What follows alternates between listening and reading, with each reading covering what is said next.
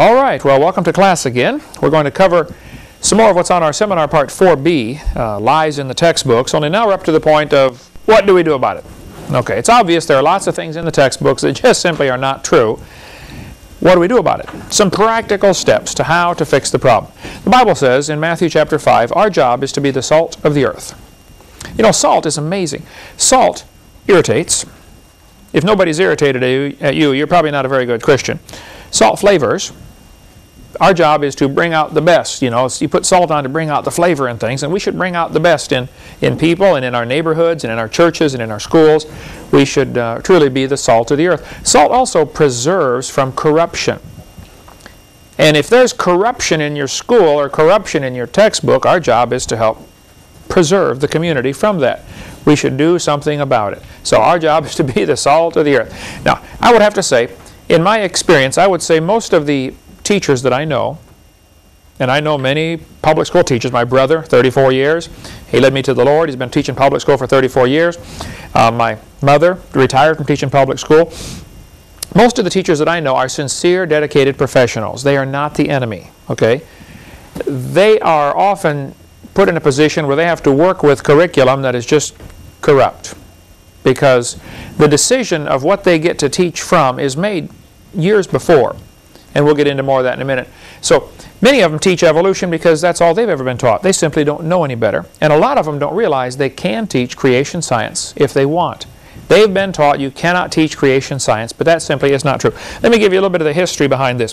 First of all, it is perfectly fine for a teacher to teach creation science in a public school if they want to. Back in the 1800s, the average textbook taught about creation. Oh, got brand new chalk here. Good. If you got a textbook from the 1800s, you would see that they taught creation. They taught the earth is 6,000 years old, roughly, or was created in 4000 BC, and it was done in 6 days. They taught the Bible story. Then, from 1800, actually, 1836, I believe, is when the first public schools really got going, sometime in the early 1800s, and I think they started in Massachusetts, if I recall. But, and they taught the Bible as their curriculum. Up until about 1925, when a very famous trial took place, which we're going to talk about here in a few minutes, the Scopes monkey trial, as it has come to be known as, and I've got the whole court case right here in front of us. Up until this time, creation was taught right from the Bible. Teacher would get up in class, they would read the Bible story, they would discuss it, and kids would be tested on it. What happened? In 1925, several states passed laws outlawing or banning evolution. One was called the Butler Act. The Butler Act passed, I think it passed in 1925. The Butler Act became law in Tennessee. This was the law that was challenged by the ACLU. Actually, the ACLU advertised in papers in Tennessee. They said, we are looking for a teacher who's willing to challenge the Butler Act. Because the Butler Act said you cannot teach evolution. Okay, so this is important to know. This will be on the quiz. All the Butler Act did is outlaw the teaching of evolution. Now keep in mind, there has never been a law banning creation. There were laws banning evolution. No state has ever passed a law saying you can't teach creation. So in 1925, the state of Tennessee passed the Butler Act, which said you cannot teach evolution, period. The ACLU advertised, and they said, we're looking for a teacher who's willing to challenge the Butler Act. They found a teacher named John T. Scopes. Put him on the quiz because he is a famous fellow here. John T. Scopes was approached at the drugstore in Dayton, Tennessee, which is north of Chattanooga. And by the way, there's a famous courthouse there where this trial took place, and you can still go take tours of the courthouse. I've been through it, been through Dayton many times. John Scopes was sitting around at the drugstore, and these guys came and said, would you be willing to testify that you taught evolution? And he said, well, I don't teach science, but I did substitute one day while the science teacher was gone, but I don't know if I really taught evolution or not. And they said, well, would you be willing to claim that you did? Perjury, in other words. You know, would you lie on the witness stand? He said, well, yeah, I'd be willing to testify that I taught evolution. So they had him indicted, or whatever the word is, for teaching evolution, even though he wasn't sure he'd ever done it. And the ACLU did all this just as a test case to try to get this Butler Act overturned. What they were hoping to do is get media attention. So the news media would come in, and boy, they did get a lot of that. And they wanted to make creationists look stupid and evolution look great. And they wanted to use this as a chance to really push their religion of evolution. Well, as it turned out, some very famous lawyers got involved here. Clarence Darrow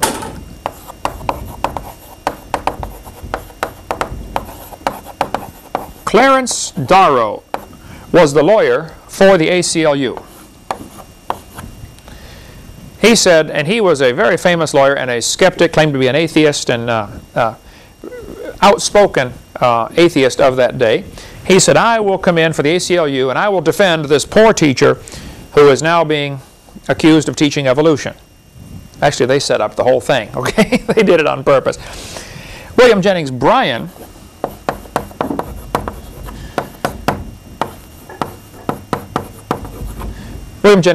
said he had 3 or 4 times been vice presidential candidate.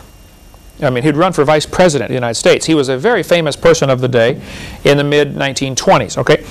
He was in government in several different positions. I forget what his position was at the time, but William Jennings Bryan was an outspoken advocate of creation. And he preached sermons all over the place against evolution. So William Jennings Bryan came down to Dayton, Tennessee, and he says, well, I'll take him on. I'll defend the law, the Butler Act. And so it was quite the trial. It was very hot. The courtroom, they were worried the courtroom was going to collapse because so many people were crammed in there. So they moved everything outside. Plus, it was extremely hot down there in July, north of, well, you went to school in Chattanooga, you know, in summer it gets pretty warm. And here they were 90 miles north in the town of Dayton. The entire court transcript is available in a book called The World's Most Famous Court Trial. Fascinating reading. As you read the book, you'll see that an awful lot of the typical lawyer type stuff, you know, bantering back and forth, selecting witnesses and all this, you have to realize the ACLU was hoping they would find him guilty.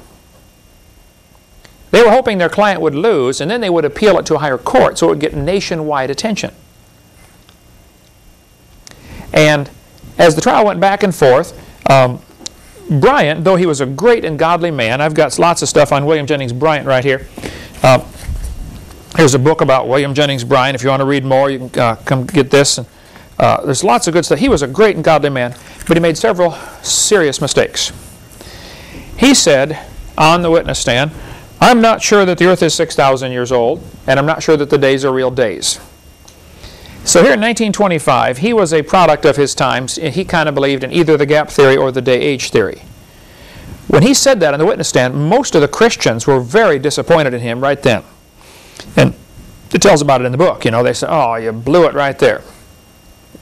And boy, the Christians of the early 1800s and all through the 1800s and early 1900s, they did blow it for Christianity by not standing up for the obvious truth.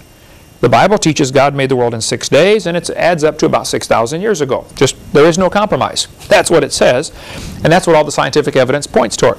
So when William Jennings Bryan and Clarence Darrow faced off an incredible trial, it turned out Scopes was found guilty. Now during the trial, Clarence Darrow had lined up all kinds of witnesses to bring in. The witnesses were going to testify that evolution is a fact. One of the things they were going to use was the Piltdown Man. They were also going to have the president of the American, or the curator of the American Museum of Natural History come in. He's the one who said black people are inferior. He said the average adult Negro has the intelligence of an 11-year-old white man, white boy.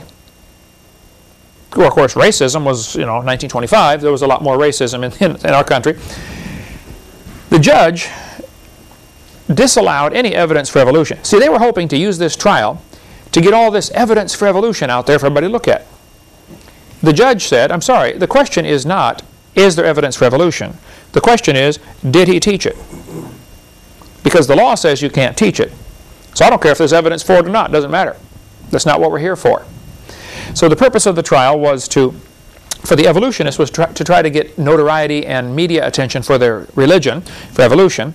And the judge wisely said, I'm sorry, it doesn't matter if there's any evidence. we'll throw it out. We're not even going to hear it. So they banter back and forth, and you can read the whole court transcript there. Finally, Scopes was found guilty of teaching evolution. Now, Darrow really was shrewd and slick and wicked. Darrow agreed that Bryan could put him on the witness stand if he could put Bryan on the witness stand. Well, that's extremely unusual for the lawyers to go on the witness stand, you know. Normally they're out there, you know, trying to get the witness to say some things. So sure enough, Bryan was put on the witness stand, and Darrow asked him all kinds of questions that he had all prepared. And then, rather than Darrow go on the witness stand and have to give evidence for evolution, he just said, Your Honor, we surrender, basically. I want you to find my client guilty. So Bryan had this tremendous speech all prepared, and he was really going to blast Darrow, and would have done it. But it just took all the wind out of their sails. They just couldn't do it. Bryan was a huge man, overweight, you know, overweight and overate. And finally, a few days after the trial, he died of heart failure, apparently related to being overweight. So the college that started there in his honor is called Bryan College in Dayton, Tennessee.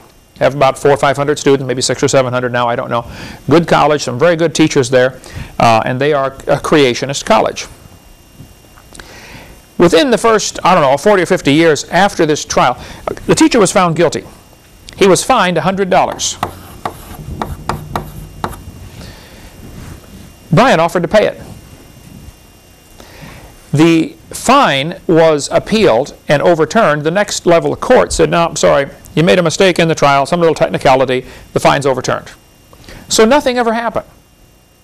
Evolution was still illegal. The Butler Act was not overturned. It was still against the law in many states to teach evolution. After the trial, a movie was made, a play was written, and then a movie was made called Inherit the Wind.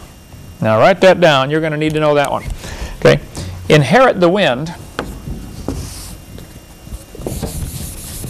is absolutely a perversion of the trial. Okay? Inherit the Wind. And it has been redone several times as plays or as things like that, movies for kids for school. There's a friend of mine named George Searle who has done extensive studies of the actual court trial, which you can get word for word transcript of the whole thing. I've got it right here. Compared it to the movie. The whole purpose of that movie is to make Christians look stupid and to make the evolutionists look brilliant. Okay, typical Hollywood stuff. And if you want to get, I've got tons and tons of material on Inherit the Wind on the movie. If that movie is showing in your public school, you ought to protest against that, because that is an absolute perversion of what really happened. During this trial, though, in 1925, Darrow brought up the fact, hey, evolution is in our textbook. Tennessee has already approved a textbook which contains evolution. And now you're saying you're banning the teaching of evolution. He was right. I have the textbooks they were fighting over. 1911 by Hunter, New Essentials of Biology by George W. Hunter. This is the book, 1911, that was used in Tennessee schools. Now it doesn't have a lot of evolution in it, but it does have some. It does teach evolution. So here Tennessee made a mistake 15 years earlier by allowing textbooks in that teach evolution. Here's what typically happens in a state. And this is the sequence that a lot of Christians and creationists don't seem to comprehend. Okay? First, the state will set standards. And this is where we've got to get involved. The state will set standards that one of the standards will be, we want evolution taught. You get a committee of, 5 or 10 or 15 or 20 people, they set the state standards. Now, all of the textbook publishers publish books to try to sell to that state. The ones that are the most strict on this, and the ones that most people really look to, are the standards from Texas. I don't know why, but Texas is a real place, testing ground for textbooks. So Mel Gabler in Longview, Texas, has done a great job for 39 or 40 years now. He and his ministry, all they do is review textbooks and write critiques on them. And they rate them according to which one's the best. Texas standards are very high for textbooks. For instance, Texas standards require that if a theory is taught, the evidence for it and against it should be presented. The Gablers were influential in getting that in there as a Texas standard. You must teach evidence against evolution. Now, Texas doesn't do it. They don't obey the law, but they're supposed to. Okay? A publisher, let's say there are 10 different publishers, just for sake of the argument, okay? The publishers will look at the different standards and they'll say, okay, by the time the kid graduates, he's supposed to know this and this and this and this and this. Let's make sure it is in our textbooks because we want to sell our books to this state. The publishers want one thing: money. Okay? They want to sell you their books. So they may print, you know, 4 million textbooks. If Texas rejects them because they have mistakes, one of the things the Gablers do is just simply find out-and-out mistakes in the textbooks. One of them had, you know, Columbus discovering America in 1750, you know, or something like that. Just unbelievable mistakes, just crazy things in there. You know, George Washington is Abe Lincoln's vice president or something like that. You know, just flat stuff that's wrong. Okay? Thousands of things are found that are just plain wrong in the textbooks. But Texas will reject them. So here this publisher, you know, HBJ, Harcourt Brace Jovanovich, or Prentice Hall, or whoever, they got this warehouse full of textbooks. Well, they sell them to some other state.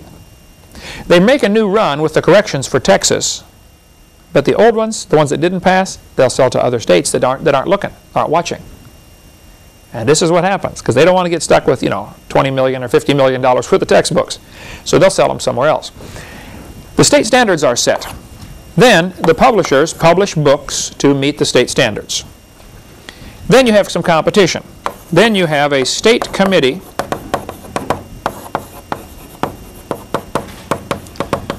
Now, 22 states have a state textbook selection committee. There are 50 states, okay? 22 of them have a state textbook selection. Florida is one of them. There's a committee that meets in Tallahassee. The committee looks at the state standards, and they say, okay, the book must contain these things. They look over the available textbooks, and let's say there are 10 publishers. Those publishers will send a sample copy to the state committee. The state committee looks over the sample copies, and they will narrow it down and say, we approve, you know, these 3 or these 5. Typically it's 5. It's not a hard, fast rule. They approve 5 books that meet the state standards. They send a list of those 5 to every county or district. For instance, in Escambia County, there is a county school board. So at this point, the county or the district school board, they will select 1 or 2 books, okay? And then they will notify all the teachers in the county. You may pick a book, pick this one or this one. Let me see your book there for a second. Okay? This one had to go through this process. It was state approved, and then the county approved it. Then they purchased X number of thousand of them for our county, for the biology students in Escambia County. This is at Woodham High School, okay? The basic idea is the teacher could order any textbook they wanted. They could order a Christian textbook. Your public school could order Christian textbooks, but the state won't pay for it. If you pick a book off the list we approve, then the state will pay for it. Now, a book like this probably costs $50 or $60, you know, for one book. Times how many kids in your class, or how many kids use this book at your school, would you guess? About 25. 25 in your class, and how many biology classes are there? 5 or 6? Yeah. It's a lot of money at $60 a book. And that's just one school. And there are, what, 4 high schools in Pensacola? 5 now? Yeah, that's right. Tate and, yeah.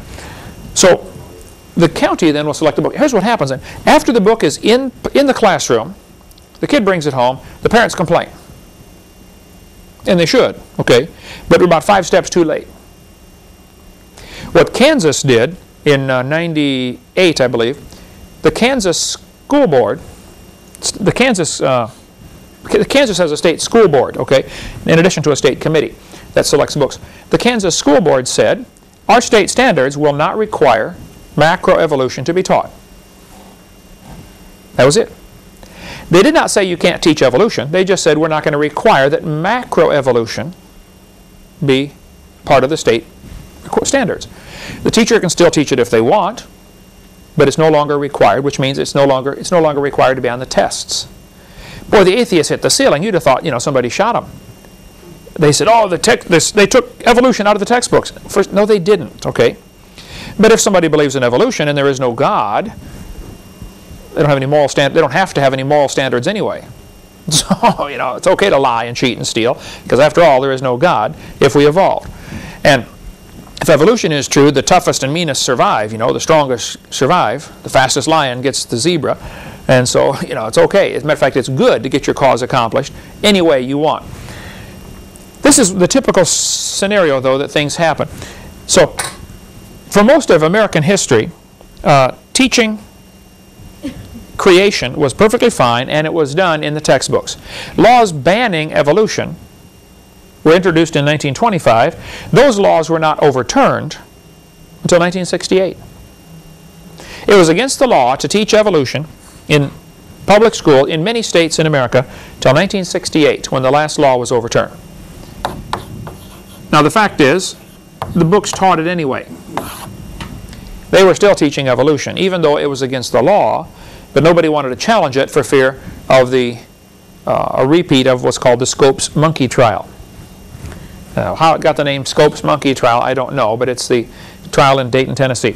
So, it was against the law to teach evolution. There has never been a law banning creation. Never has been. Then in 1980, Arkansas passed a law demanding equal time. The state senate in Arkansas, or state representatives and senators in Arkansas, got together and said, look, if you're going to teach evolution, you must also teach creation and give it equal time. This was called the balanced treatment idea. If we're going to teach one theory, let's teach the other theory.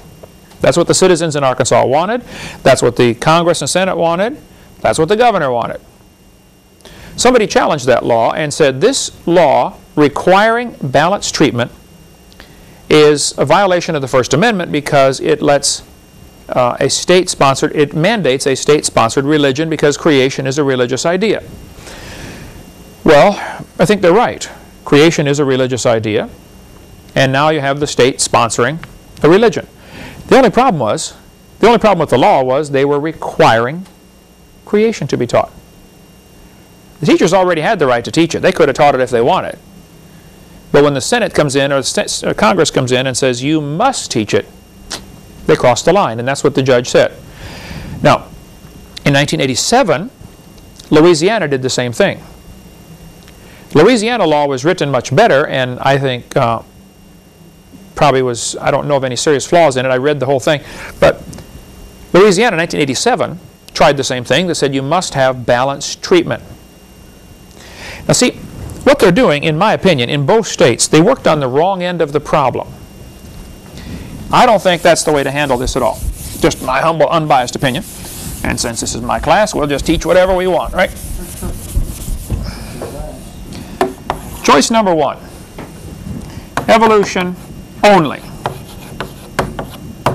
Choice number two, creation only. Choice number three, teach both. That's what Louisiana and Arkansas tried. The court struck it down in both cases. The Louisiana law went all the way to the Supreme Court. The Supreme Court struck it down, said, no, you cannot require the teachers to teach creation. Choice number four, teach neither.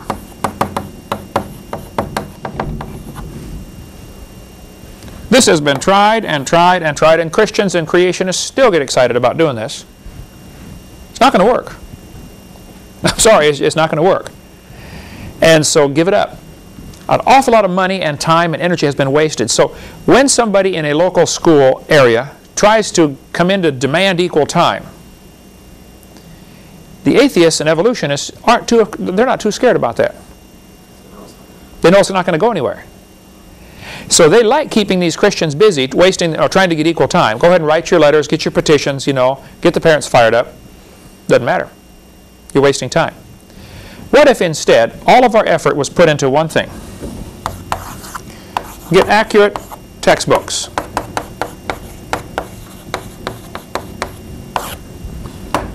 Require the books to be accurate. Take out the lies out of the textbooks. Now, everything that supposedly supports evolution is going to vanish. I mean, if you took out the 27 or 28 lies we've mentioned in this class that support evolution, or get the book Icons of Evolution and just simply remove the lies.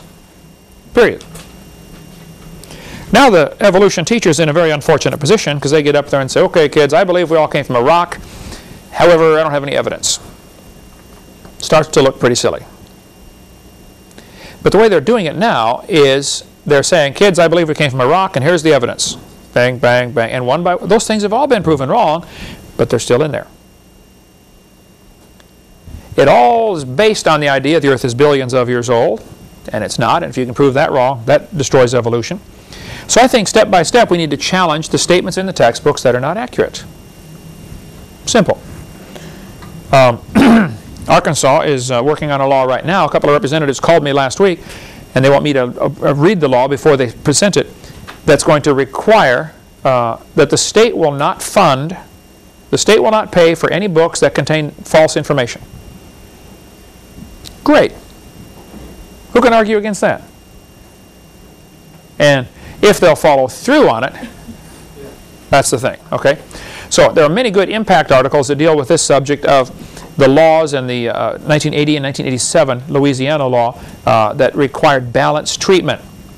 So we need to have a quiz question. What were they asking for in Arkansas and Louisiana? They're asking for balanced treatment, and the court struck it down. They said you cannot do that. Basically, the whole purpose, the whole point of all this was you're not allowed to require this. And how people didn't catch on, I don't know. Even guys like Stephen Jay Gould, who's the Marxist professor at Harvard University. Stephen Gould said after the Louisiana trial, no statute exists in any state to bar instruction in creation science. It could be taught before, and it can be taught now. Michael Zimmerman said, the Supreme Court ruling did not in any way outlaw the teaching of creation science in public school classrooms. Quite simply, it ruled that in the form taken by the Louisiana law, it is unconstitutional to demand equal time for this particular subjects. Creation science can still be brought into classrooms if and when the teachers and administrators feel it is appropriate. Numerous surveys have shown that teachers and administrators favor just this route. And in fact, creation science is being taught in science courses throughout the country. The Supreme Court's decision says that only that the Louisiana law violates the Constitution of constitutional separation of church and state. It does not say no one can teach scientific creationism, and unfortunately many individual teachers do. Some schools, districts even require equal time for creation and evolution. This is what Eugenia Scott said after the decision. I debated Eugenia Scott on the radio when I was in Boston one time. She was in California. Her entire organization, the National Center for Science Education, their whole organization exists to keep creation out of schools. Funded by one of the guys in the late 1800s, not Rockefeller, but one of the other rich guys, started this organization with a grant to keep evolution in the textbooks and creation out. So they've got their own website, NSCS, I think. Oh, there it is on the screen there. National Center for Science Education.org, NAT, whatever abbreviation, you can look it up there on the internet. And they will instruct people, they say, don't debate creationists because you probably lose. They'll say creationists are professional debaters. They're trained in how to do this. I've never had a course on debate in my life. And I think the creationists win because they're right and the evolutionists are wrong. I mean, that's why we win. It's not nothing complicated about it. William Provine said, teachers and school boards in public schools are already free under the Constitution of the USA to teach about supernatural origins if they wished in their science classes. Laws can be passed in most countries of the world requiring discussions of supernatural origins in science classes and still satisfy national legal requirements. And I have a suggestion for evolutionists. Include discussions of supernatural origins in your classes and promote discussion of them in public and other schools. Come off your high horse about having only evolution taught in science class. The exclusionism you promote is painfully self-serving and smacks of elitism. Why are you afraid of confronting the supernatural creationism believed by the majority of persons in the USA and perhaps the worldwide? Good question. Now this guy believes in evolution, okay, and he teaches it to his students. But he says, look, we ought to teach both. Perfectly fine. Provine went on to say, shouldn't students be encouraged to express their beliefs about origins in a class discussing origins by evolution? Sure. One lady wrote me, a public school teacher said, or one fellow wrote me and said, Mr. Hovind, I'm a public school science teacher. I went to a conference today, and we were all given a new science textbook to use in the conference. It is called The Sciences by whatever that publisher is, John Wiley and Sons. On page 611, it said this: to what extent do you think that parents should have the right to decide which scientific theories and ideas are presented in schools? To what extent do you think parents ought to have the right to demand that opposing religious views be taught as well? Should the views of creationism, which are primarily based on one particular type of Christianity, be given special consideration? It's getting more difficult to teach the truth, to say the truth all the time. You know what this is doing? This is trying to let the science teachers, this is brainwashing, is what it is for the science teachers. They're teaching the teachers, well, you know, creationism is only based on the Bible. In the first place, is that true? No. No. The idea that there's a creator is based on the obvious. Look around, okay? There was a creator. You don't need to be a rocket scientist to figure it out. I often get emails from atheists. I get, oh, I don't know, 10 or 15 a day probably that I have to respond back to. And they'll say something like, you know, creation, evolution is a proven fact, and, you know, how can you believe there's a God type emails. I get those all the time. And one of my responses is, do you need to light a candle to see the sun? I mean, look around. There's evidence for design everywhere you look. Every little molecule is designed. Every atom is designed. The proteins are designed. Every cell in your body is designed. You got 50 trillion cells in your body. Each one is more complicated than New York City. You think this happened by chance? Well, if you want to believe that, that's fine, but don't call that science. That's a religious worldview. ICR has a great impact article. Impact article number 196. They're like 10 cents a piece, okay? If you want to get back issues. You could call them and order 1,000 and pass out to your community. Or pass out in your school. You know, let the teachers know, look, you can teach creation science. I think we have a problem because so many teachers have been brainwashed into thinking they can't. When actually, it's perfectly fine to teach creation science. All right, let's take a little break here. When we come back, we'll cover more on what to do about what's going on in our schools and textbooks. Okay, let's continue now. Some things you can do to fix the problem in your local area, in your school. Okay, you can start a Bible class right in your public school. Elizabeth Ridenour will help you do that. Her phone number and address is right here. She has helped get Bible classes started in public schools all across America. There are now over 150,000 students studying the Bible in public school from her curriculum. I met with her several months ago when I was preaching in North Carolina, and she's a great lady and will help you get a Bible class started if you'd like to do that. You might want to get the book by Dwayne Gish. We sell it to our ministry for $5, Teaching Creation Science in a Public School. Now, he very carefully distinguishes between creation science and biblical creationism. Teaching creation science says, look, the scientific evidence says there must have been a creator. Teaching biblical creationism says God made the world 6,000 years ago. The first man was Adam. His wife's name was Eve. You know, that kind of stuff probably is not, should not be taught in a school. Certainly, that's a tough question to answer, but there's a difference between teaching biblical creationism and teaching scientific creationism. The fact is, the evidence is overwhelming. There must have been a designer. Mel Gabler said, states can legally require teachers to discuss evolution. They cannot require them to discuss creation. Teachers may discuss creation if they wish, but the states cannot require them. The Gablers are great friends in this battle against the evolution theory. You can contact them. Their website is TXBK, for textbook, reviews, R-E-V-W-S, at AOL.com. So you can get a hold of, that's their email, get a hold of the Gablers or their phone number here on the screen in Longview, Texas. The courts allow states to require discussing scientific weaknesses in evolution, but not require discussing creation. So a state could pass a law that requires the weaknesses of a theory to be taught. Texas did that, but they're not enforcing it. What would have to happen is somebody would have to get on this county textbook selection committee, somebody like a bulldog that says, look, I'm hanging on, I'm not letting go. And you just simply say, these books do not match the state standards. The state standards require weaknesses. The book doesn't present weaknesses. If they buy the book anyway, then they ought to be sued for breaking the law. The problem in this battle, as I see it, is most Christians are too nice to sue people. We'd let them poison our kids rather than stop them, you know. And it's time we do something about it, in my humble opinion. Back in 1963, a Supreme Court I think this was the case where they're taking prayer out of the schools with William Murray, Madeline Murray O'Hare. If not, it was one of the cases shortly thereafter. But the court held in 1963, it certainly may be said the Bible is worthy of study for its literary and historic qualities.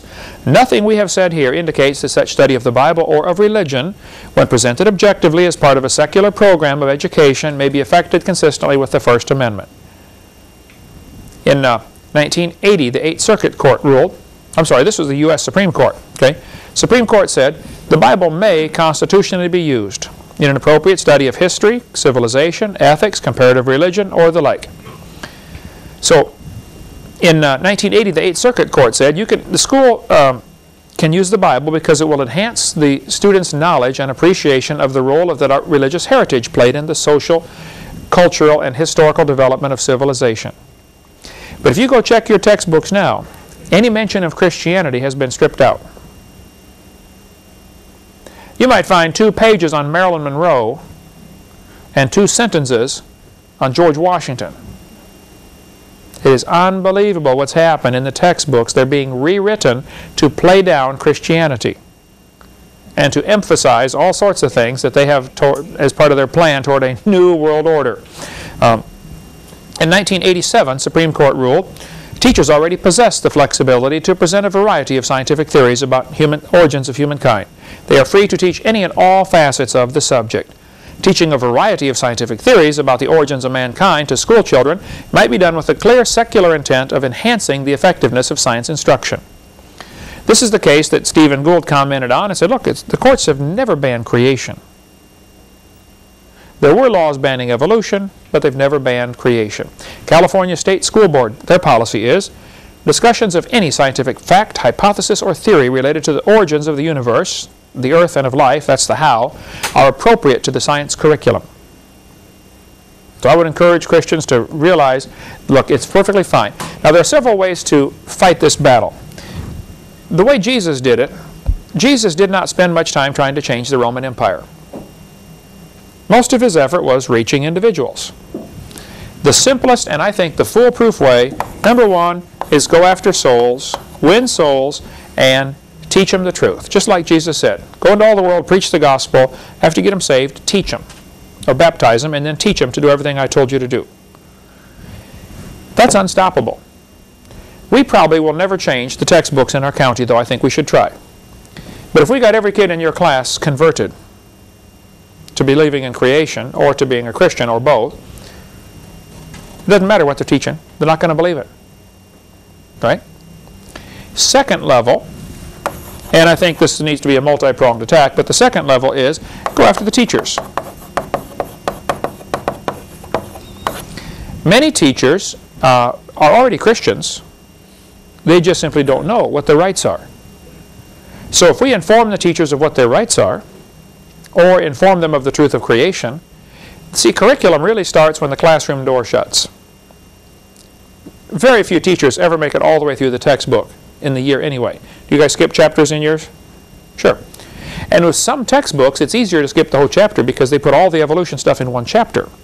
Other textbook authors spread it through everything. Merrill Science, several times, has put all the evolution stuff in 1 or 2 chapters, and the teacher can just say, okay, we're going to skip this. And it doesn't play into most of the rest of the textbook. Level 3 is go after the whole school.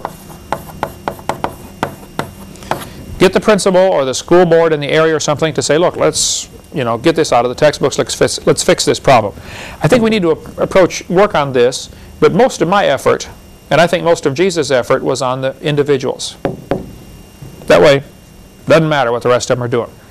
So there's a great video on what's happening in public school classrooms, not only on evolution, but on sex education and all sorts of other things, available from Eagle Forum. That's Phyllis Schlafly's organization in Alton, Illinois.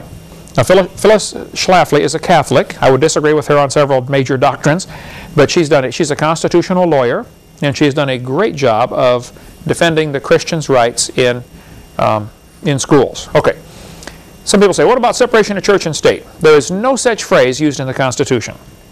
That sentence, separation of church and state, was written in a letter by Thomas Jefferson to a Baptist pastor in 1802. It is not part of the Constitution.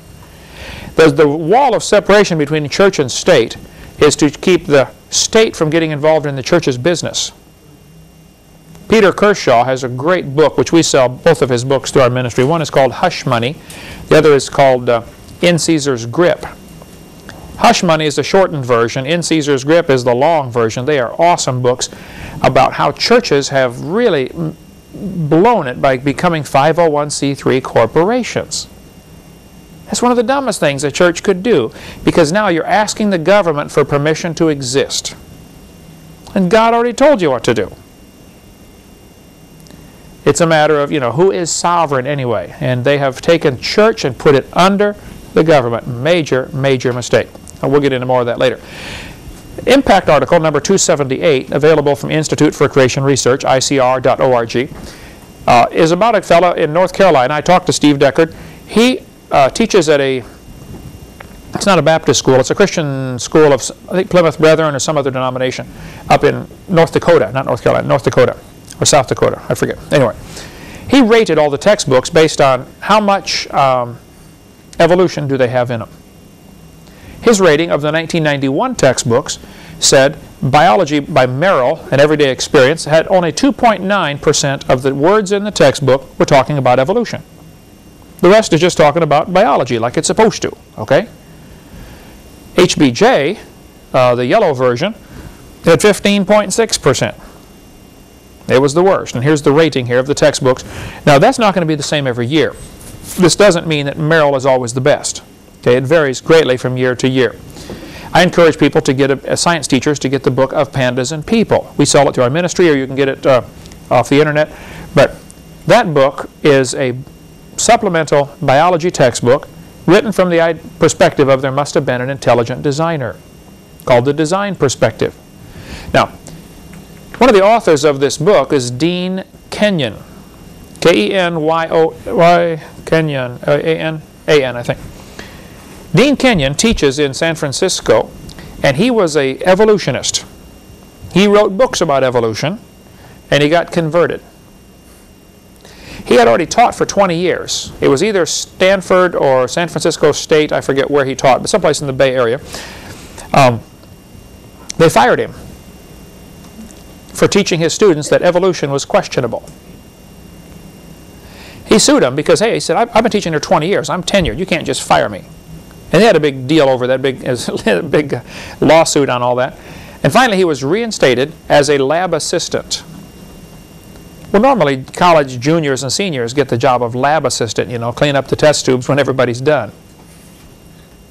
My understanding is, finally, after a great legal battle, they put him back in a classroom, but they've tried everything they can to keep students out from under his influence, because they think his evil influence is going to encourage them to not believe in evolution. So that's one example. We've got lots more we'll get into when we get into the question-answer session. I've added several pages of people who have been discriminated against because of their religious belief. And we've encouraged you might want to get the book Icons of Evolution if you want more. This guy rates the textbooks. He gives them an A, B, C, D, or F based upon how they handle the 15 different icons of evolution, like the gill slits. I gave them all an F, I think, because they all mention it. It's been proven wrong 126 years ago. Okay, the horse evolution. How do they handle this? First, he goes through all the law, all the evidence, and says, "Look, it's been proven wrong. It's been proven wrong. It's been proven wrong. How does this textbook handle it?" So he rated quite a few textbooks based upon how they handle these different lies that are been proven wrong. I mean, everybody knows they're wrong, but why do they still present it? I think most of them got F in every category. A couple of them got a D in a few categories. So the choice this year for your textbooks is strychnine or arsenic. Which do you prefer? Here's the Gabler's book that we also sell through our ministry. What are they teaching our children? A great book. It's only $4. You can get that and give it out to people for people involved in education. Or give the Gablers a call. They will be glad to help you in textbook selection. If you get on the textbook selection committee in your area, you're going to be overwhelmed, because all these publishers send you these books, please buy our book. You don't have time to read them all. Gablers have already done it. Get on that committee and say, call right to the Gablers and say, look, now they work on a donation basis, okay? Write to the Gablers and say, here's $200 or here's $300 or whatever. Please send us your evaluation of these books. Because it's going to cost them, you know, to print the pages and to send them to you and all that kind of stuff, plus their staff they have there. So I would encourage you to do that. That's crsc.org has a rating of textbooks also. The Gablers wrote me this letter in the 2000, and they said, Dear Dr. Hovind, thank you for using What Are They Teaching Our Children? You will be interested to know that in our 39 years of work, we have never seen publishers so sensitive or schools so receptive to our textbook reviews and ranking. See, what the Gablers do is they review all the textbooks and rank them. This one's the best, this one's the worst. They don't recommend anybody buy one or not buy one. They just rank them according to best to worst in their opinion. And they send that ranking sheet all over Texas to school boards. School boards look at this ranking sheet sort of like Consumer Reports, you know. They're the Consumer Reports of textbooks. For instance, one thing they do is they rank them on just how many inaccuracies do they have. How many things are in here that are just flat wrong, okay? And every textbook has mistakes, I'm sure, but some have lots and lots of mistakes.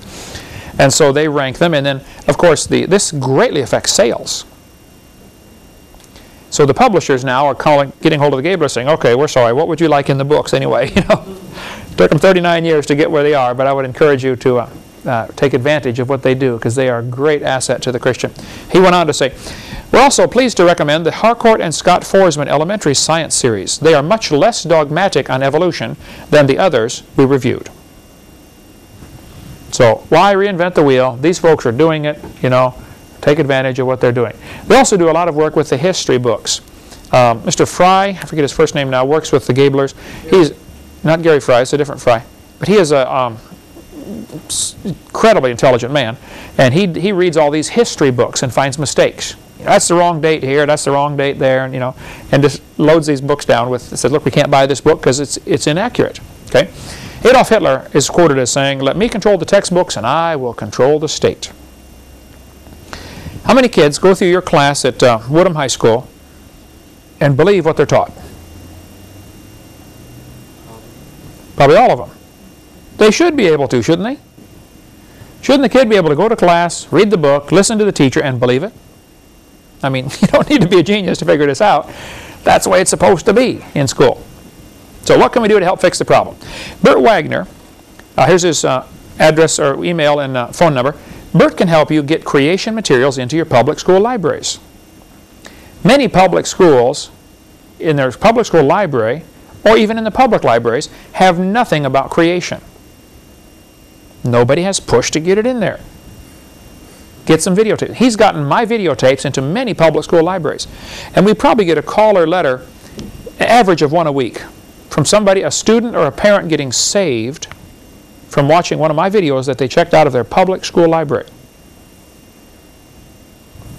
Now, some schools, some people have called me and said, I've tried and I can't get them in. Bert knows how to do it. There's red tape you got to cut through. He can do it, okay? He can get the stuff in there. Some practical things to do. You can demand that pages with false information be cut out.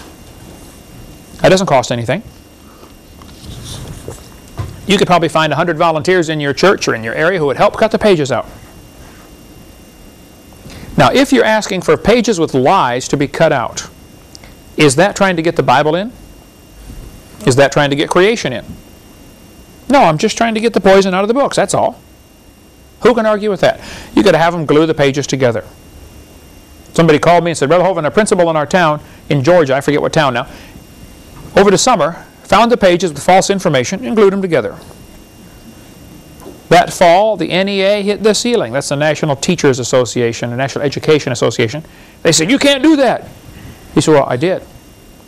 They said, but you can't. He said, well, I did. It's done. Over with. The glue dried. Okay, it's too late. Just do it. Okay? Get the stuff out of there. You can put a warning sticker in the front cover. Alabama, Becky, you know where the warning stickers are in the drawer out there? Alabama, Martha has a file. Make a note. Let's give one of those to each of the students here in the class. And probably, if we have enough, let's, as people take this course, let's maybe send one with them. Alabama requires that sticker to be put in the front of every book. If the book discusses evolution, it must have a warning sticker.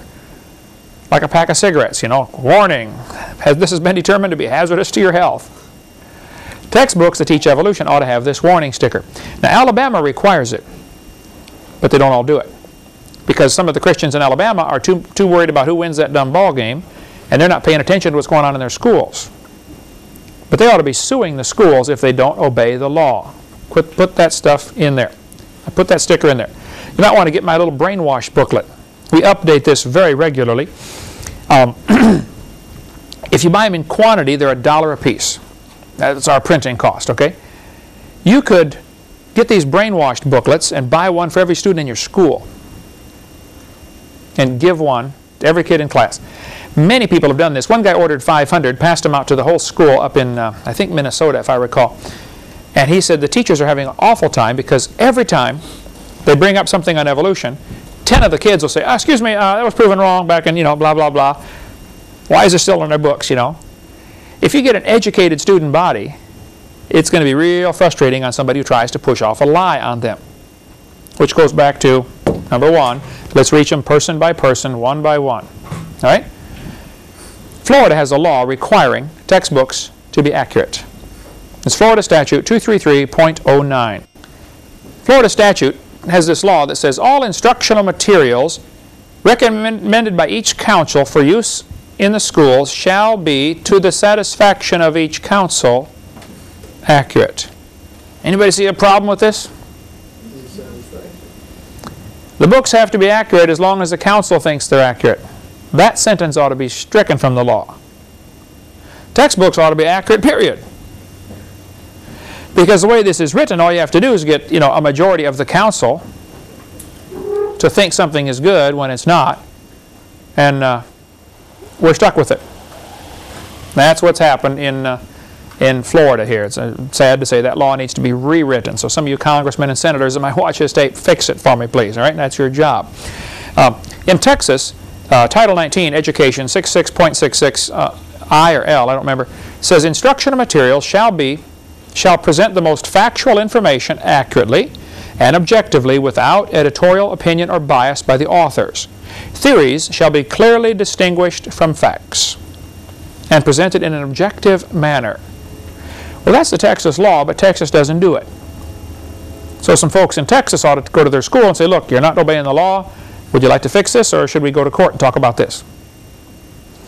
I don't know of any cases where evolution has ever been taken to court. Creation has been on the witness stand where they had to defend creation. If evolution had to be defended, it would lose. But nobody ever approaches it that way. Look, evolution is a lie. If you have some evidence for it, I'd like to see it. If you don't have any evidence for it, then quit teaching it. Get it out of the textbooks, okay? In Wisconsin, Administrative Code 361 says the textbooks shall have factual accuracy. Well, if you're teaching the kid we have gill slits, that's not accurate. Okay? Cut the page out of the book. Now in Alabama, here's part of that sticker. Alabama Code 1975 says adequate textbooks provide all students in the public schools shall be provided with adequate and current textbooks. One might argue that textbooks that contain statements and examples that are proven to be false and fraudulent are neither adequate nor current. Here's the sticker. This textbook discusses evolution, a controversial theory some scientists present as a scientific explanation for the origin of living things. No one was present when life first appeared on Earth. Therefore, any statements about life's origins should be considered as theory, not fact. Microevolution, which can be described as a fact, it discusses that in the sticker, I shortened it here, and macroevolution has never been observed and should be called a theory. Stephanie Bell on the Alabama State School Board, I believe, is the one responsible for pushing this through. And she did a great job. Here's her phone number if you want help to do it in your state. Okay, get a hold of Stephanie and say, what can I do? All right, California code requires textbooks shall be factually accurate and incorporate principles of instruction reflective of current and confirmed research. Well, should they include the gill slits? Should they include the horse evolution? Should they include the tailbone being vestigial? Or the appendix being vestigial? Look, many states already have the laws. We just have to require that they be enforced. Okay? Do something about it. Let's fix it. You might want to get students this little booklet, Students' Legal Rights. We offer it through our ministry. It's like $10. It's you can get hold of ACLJ, American Center for Law and Justice. That's Jay Sekulo's organization in Atlanta, Atlanta, Virginia Beach. ACLJ, Virginia Beach. Their organization will help in defending Christians who are discriminated against because of their religion. This book, though, on page 53, tells students you have the right to be exempt from anything against your religion. You could go down to the school board at Woodham High School, or go down to the principal and say, it has to be in writing, I do not want my son taught I do not want my son taught evolution. Period. Notarize it. My secretary is a notary. Bring it in. We'll notarize your statement. Give it to them.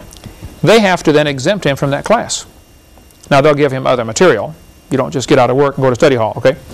But suppose 70% of the class does that. Teacher gets up. There's going to be a section on evolution. All the kids say, I need to be excused. And they're standing out in the hall. It won't take them too long to figure out, we really ought to skip this section. Because nobody's here anyway. Right? Students ought to be informed, you have the right to do this. If you don't know your rights, you might as well not have them. If people just knew their rights and stood up for what was right. One guy gets stopped by police officers, he'll say, oh, am I being arrested? No. Well, then am I free to go? No. Oh, then I'm being arrested. Arrested means stopped. No, you're not arrested. Well, then can I go then? Just back and forth like that. I don't know if you want to do all that or not, but that's what he does. Now, here's some pitfalls to watch out for. If a school is going to have a good program, I speak in lots of public schools, very frequently they will make it an opt-in. In other words, the kid has to take a note home and get it signed, or else they can't come to the program. And how many kids take a note home and forget to bring it back? We had, what was his name today, sitting there, came over to visit today, 4 years old, has a note pinned on the back of his shirt. That way it's sure to get home and sure to get back. Pin it on the back. The kid forgets he's got it back there. How many notes did you forget to get signed and get in trouble for? Lots of them, right. See, they always make it an opt-in program. If the bad guys don't want the kids to hear this, but the school's going to have this program anyway, let's make sure the kids have to, make it hard for the kids to go see this. Now, if it's going to be a bad program, if they're going to have a homosexual come speak on, queer lifestyle or something, they will make sure it is an opt-out program. In other words, everybody has to come unless you have a note not to come.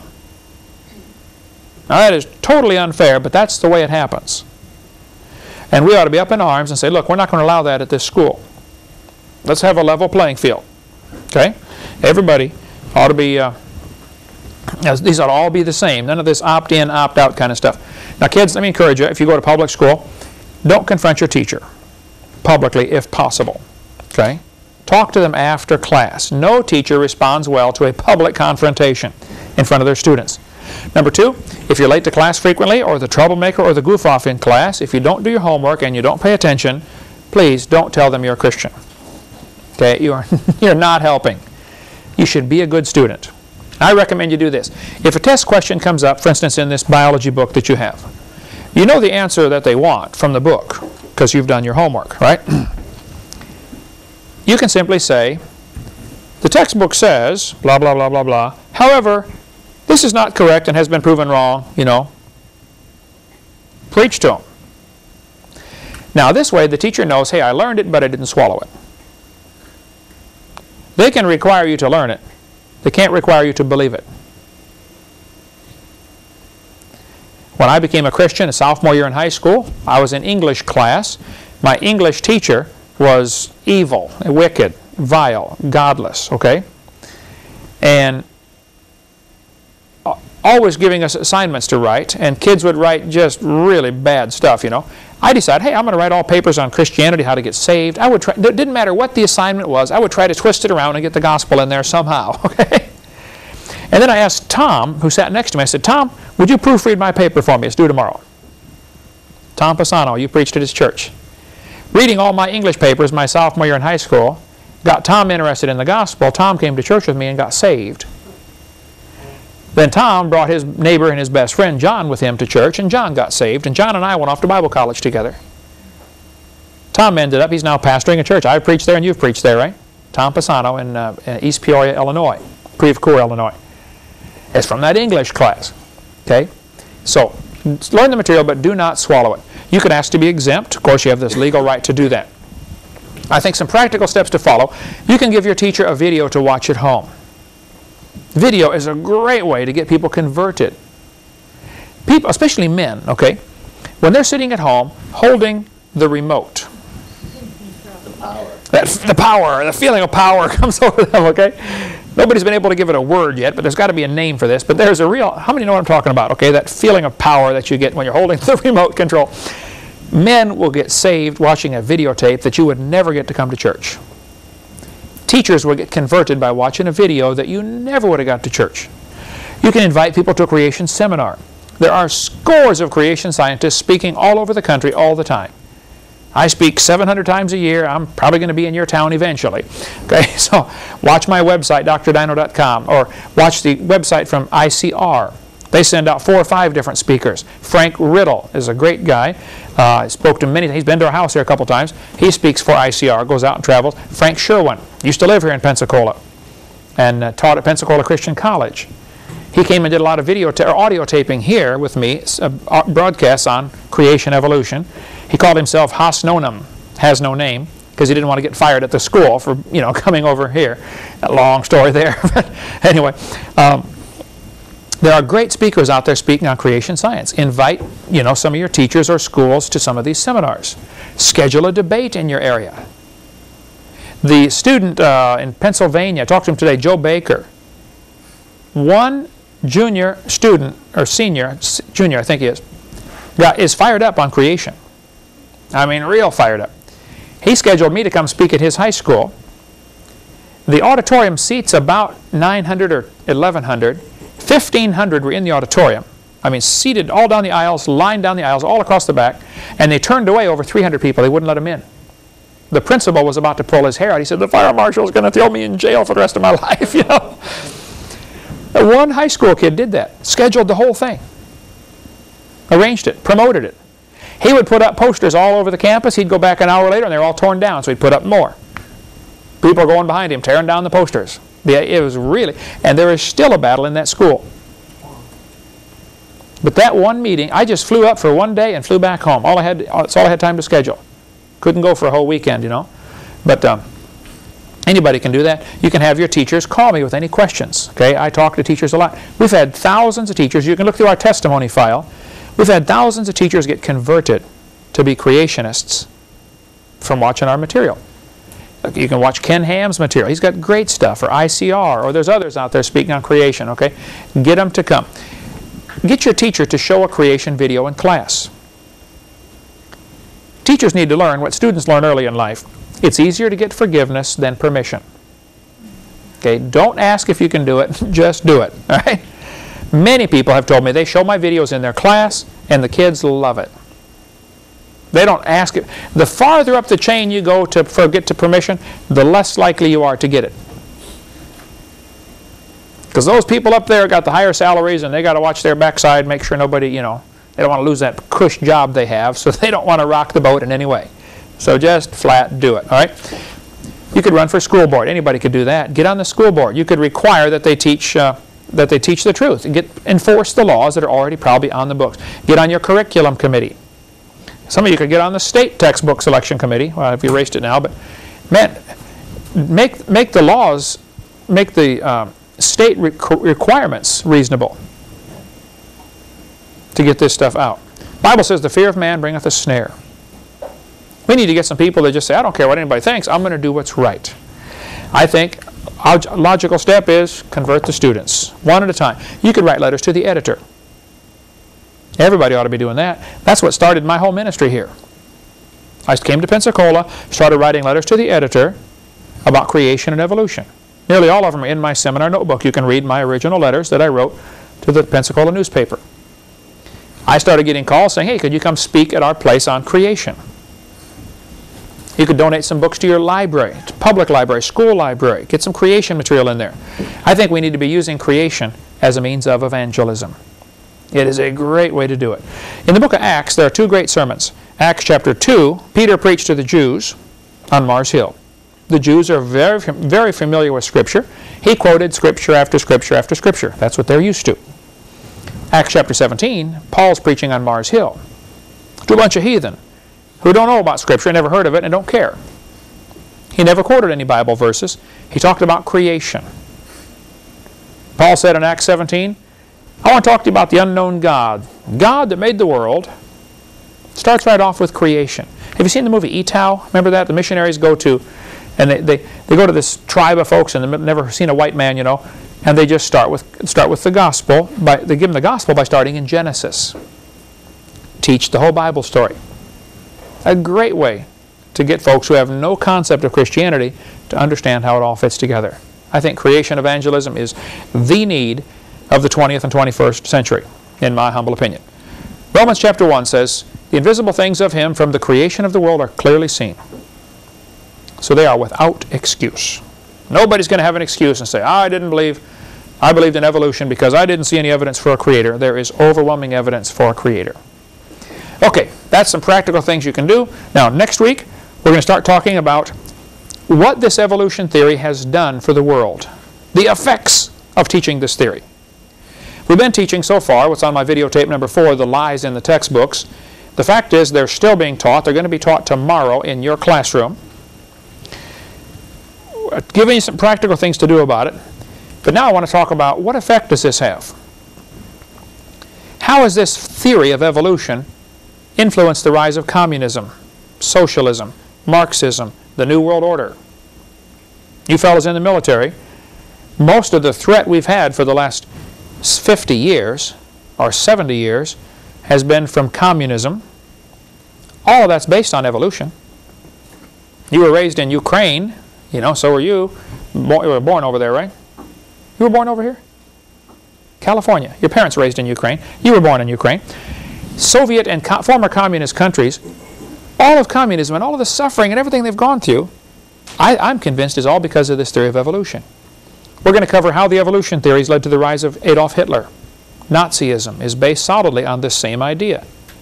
See, ideas have consequences. What you believe determines how you behave. If you're raised in a headhunting society, where they, you know, cannibal society, like the book Peace Child, excellent book, by the way.